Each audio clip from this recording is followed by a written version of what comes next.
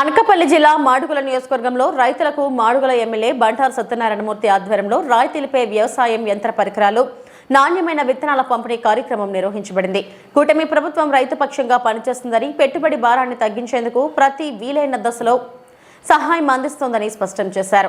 రైతుల శ్రమకు న్యాయం చేసే దిశగా మౌలిక సదుపాయాలు, సాంకేతిక పరిజ్ఞానం, నాణ్యమైన విత్తనాల ద్వారా కృషి చేస్తుందని తెలిపారు.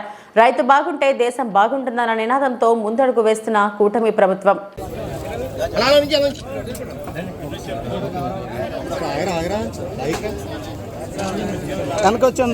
మళ్ళీ ఒక్కో మండలానికి 10 అదనంగా ఎక్కడెక్కడ జిల్లాలో రాష్ట్రంలో మిగిలిపోయినాయో అవన్నీ మన మండలానికి 5-6 ఇచ్చారు.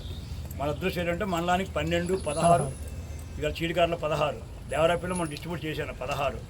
అచేత నేను ఇంకో చెప్తున్నా, రైతులు ఇన్పుట్ ఏవైతే ఉన్నాయో ఇన్స్ట్రుమెంట్స్ ఉన్నాయో, 1 పవర్ టిల్లర్ కానీ, 3 స్ప్రేయర్స్ కానీ, రోటరేట్స్ కానీ, మీరు ఎవరైనా రోటరేట్ కానీ, ట్రాక్టర్ డ్రమ్స్, అది కూడా చాలా దమ్ముల్లో చాలా అవసరం కనుక ఇంకా ఎవరైనా రైతులకు కావాలంటే ప్రస్తుతం చెప్తున్నాను, మీరు అదనంగా కావాలంటే దరఖాస్తు ఇవ్వండి. ఎక్కడగా తెచ్చిచ్చే బాధ్యత నాది.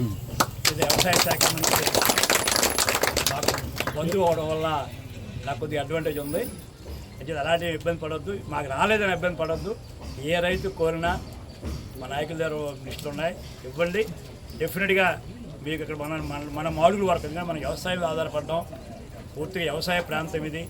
ఇక్కడ వ్యవసాయం కూడా మన సరైన సౌకర్యాలు ఇవ్వకపోతే ఇబ్బంది పడతారు కనుక నేను మరొక్కసారి మా రైతాంగాన్ని కోరేది, మీరు ఇంకా ఇన్స్ట్రుమెంట్స్ కావాలంటే ఏదైనా సరే మీరు దరఖాస్తు ఇవ్వండి. ఈ 16 మందికి మనం ఆశపడద్దు. ఇంకా ఏమైనా ఉంటే ఇంకా సచివాలయం వస్తాయి, అవి కూడా ఉండమ్మా, అవి కూడా ఇస్తాను. నేను చెప్పిన 3 ఫసల బీమా యోజన, బ్యాంకింగ్ లేని వాళ్ళందరూ కూడా తక్కువ ప్రీమియం కట్టండి. అంటే అదృష్టం బాగుండి మన పంటలు పడుతున్నాయి, కాదంటాం లేదు.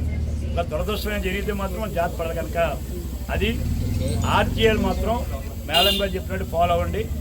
లాస్ట్ టైం మనం చాలా ఇబ్బంది పడ్డాం. పాతప్పుడు బియ్యం అంతా, ధాన్యం అంతా పొలాలు నిండిపోయినాయి.